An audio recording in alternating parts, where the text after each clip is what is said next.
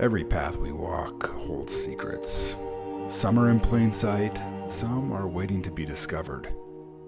What if, on an ordinary day, you stumbled upon something extraordinary? An unknown place, shrouded in mystery and power. Not long ago, I found such a place. Deep in the woods behind my house, an ancient well called to me. And when I touched it, everything changed. It was some kind of portal, some kind of looking glass into Aldarion. A world of light and shadow, of choices and consequences. A world that feels closer to our own than you might think. Through that well, I see it all happening. Now, today, as we speak. These are their stories, their destinies, and I am here to share them with you. So come with me, my friends. Join me in this journey beyond the well.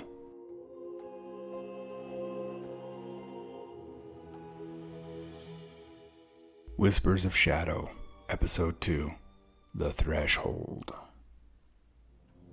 Darkness swallowed them entirely. Talon and Garrick stood motionless as the torches in the catacombs snuffed out, leaving only the pulse of the black rune to cast its sickly glow against the chamber walls. The hooded figures did not move at first, yet the weight of their presence pressed against the scouts, like a hand against their throats. Garrick inhaled sharply, his instincts screaming at him to run, but Talon remained steady. He reached down, fingers curling around the hilt of his dagger. Then the voice came again, smooth and coaxing. "There is no need for fear." A flicker of flame reignited the torches, casting light over the room once more. The hooded figures remained where they had been, watching in eerie silence as the man at the altar took a single step forward. His face was unremarkable, calm, composed, but his eyes held an unnatural stillness, and they were black, completely black. "You are not the first to come seeking truth," he said, studying them both. "And you will not be the last." Talon tightened his grip on his dagger. "We're not here for your truth." The man smiled. "Aren't you, though? You sought answers, did you not? The disappearances, the fear in the hearts of Ashmoore's people." He spread his hands, gesturing towards the altar. "This is where your questions find their answers."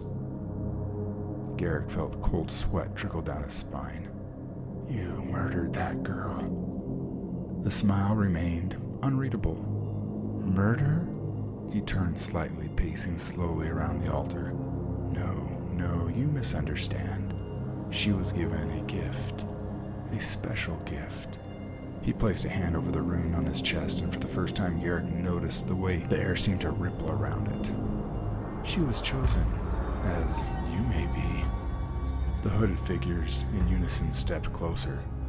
Talon and Garrick moved as one, stepping back towards the corridor they had entered from, but the exit now seemed impossibly far, the shadows stretching longer than they should.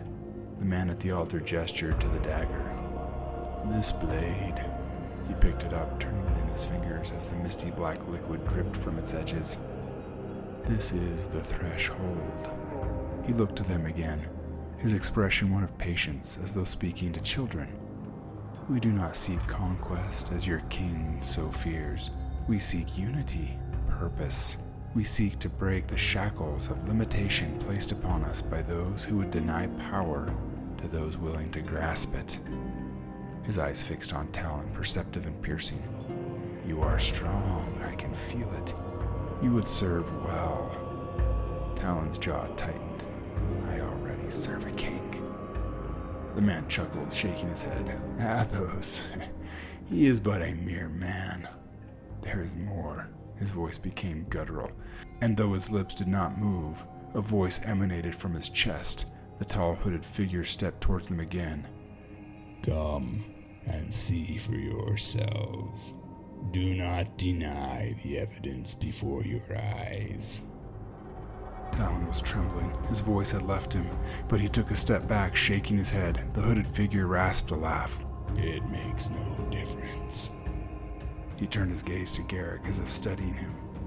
"But you are uncertain. Let me show you the truth. The things few are willing or able to see and embrace. Garrick clenched his fists, his mind racing. Everything about this was wrong, twisted, yet something in the man's voice coiled around his thoughts. It wasn't persuasion. It was pressure, like an unseen weight pressing into his will. Into his mind, he could see there was going to be no way out. He thought about the pain he knew was coming if he didn't yield. "Stay back!" shouted Talon, who had stepped between the menace and Garrick.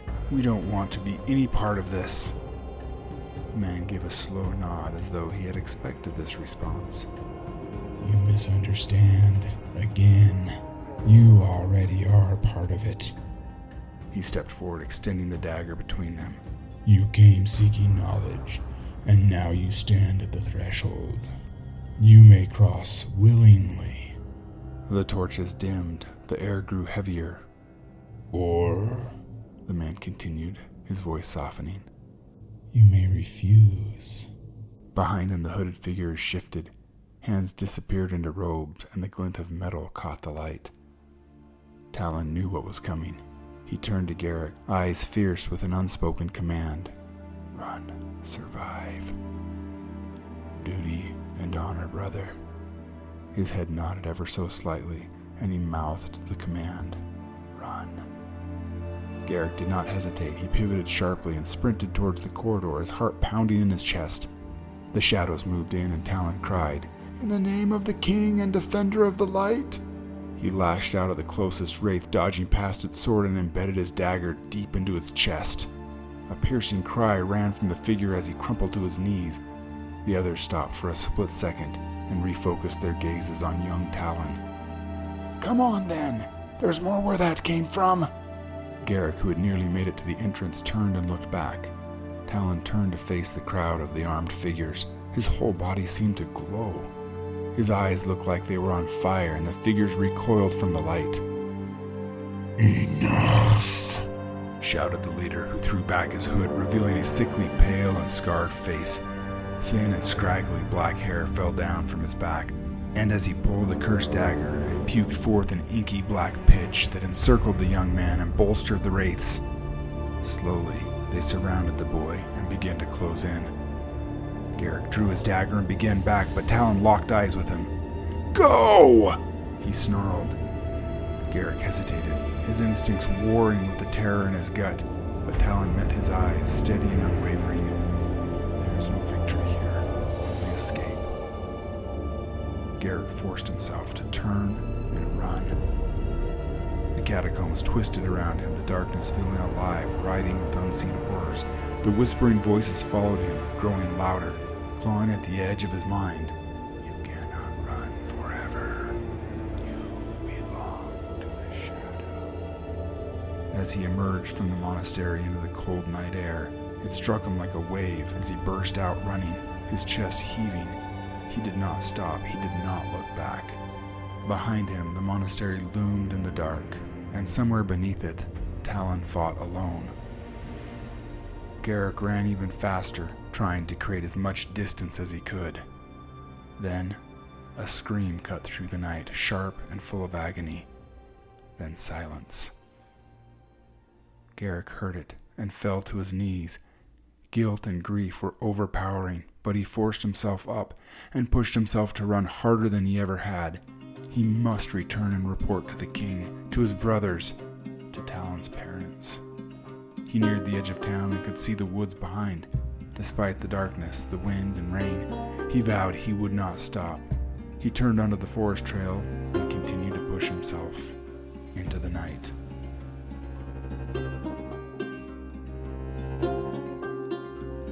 Thank you for joining me today as we look beyond the well. What lies ahead is not just a tale, it's a journey, one that we will take together. If you're ready to step further into Aldarion, subscribe and follow Beyond the Well wherever you listen to podcasts. For even more information, visit beyondthewell.net for transcripts, notes, character descriptions, maps, and much more. And remember, sometimes the path we walk reveals more than we ever imagined. So, keep seeking, keep dreaming, and keep telling your story. Bye.